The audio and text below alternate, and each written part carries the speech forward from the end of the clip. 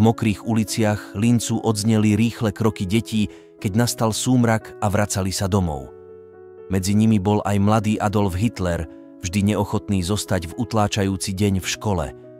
Vo veku len 12 rokov už mal hlboké pohrdanie k autorite a k prísnej konformite, ktorú požadovala rakúska spoločnosť koncom 19. storočia. Späť v stiesnenom rodinnom byte sa Hitler pokúšal utiecť do knihy, ako to bolo jeho každovečerným zvykom. Avšak obklopený 6 hlučnými súrodencami na malom priestore bolo takmer nemožné nájsť pohodu pri čítaní. Jeho otec Alois pravidelne hromžil na deti cez hluk mestskej premávky vonku a jeho matka Klára sa neúnavne snažila nakrmiť toľko hladných úst. V tomto dusivom domácom živote sa chlapec utiekal do fantazijných snov o budúcnosti. Túžil vidieť vzdialené krajiny a presadzovať umeleneckú slávu, ktorá sa zdala byť mimo jeho dosahu. Keď v 14 rokoch dostal povolenie opustiť formálne vzdelanie a zapísať sa do technickej školy, Hitler našiel novú inšpiráciu v ich kresliarských kurzoch. Za štruktúrovanými lekciami sa skrýval svet estetického prejavu a veľkoleposti, ktoré zapálili jeho dušu. Ako najlepší zo svojej triedy sa Hitler venoval učení sa remeslu architektúry a maľby. Štruktúra a presnosť architektonického kreslenia oslovili jeho temperament, no potlačili jeho vášnivejšie tvorivé podnety.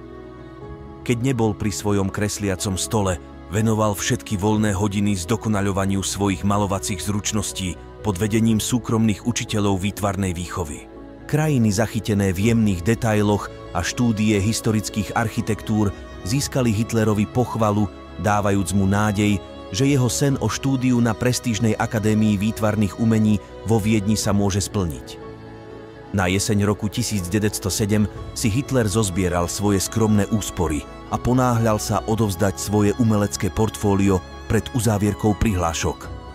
Odpoveďou bolo rýchle a definitívne odmietnutie, ktoré roztrieskalo jeho nádeje. Vyhnatý bez akejkoľvek pomoci, Hitler sa túlal ulicami Viedne, ohromený chrámami vysokého kultúrneho umenia, ale nedostal sa dnu. Prežíval v bývalých hosteloch, jeho sklamanie sa premenilo na hnev voči žiarivému svetu, ktorý mu bol odoprený.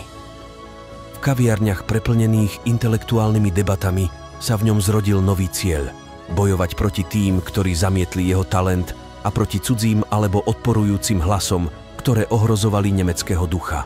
Noc za nocou Hitler klesal do hmly nacionalizmu, nasávajúc predsudky, ktoré zdieľali spolubojovníci.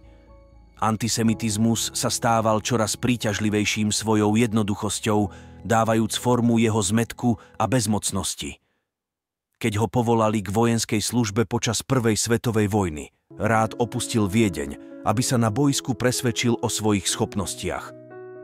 Avšak ani vojenské pocty nedokázali vymazať horkosť v jeho srdci, ani utišiť hlasy, ktoré sa vznášali v chaose povojnovej Európy.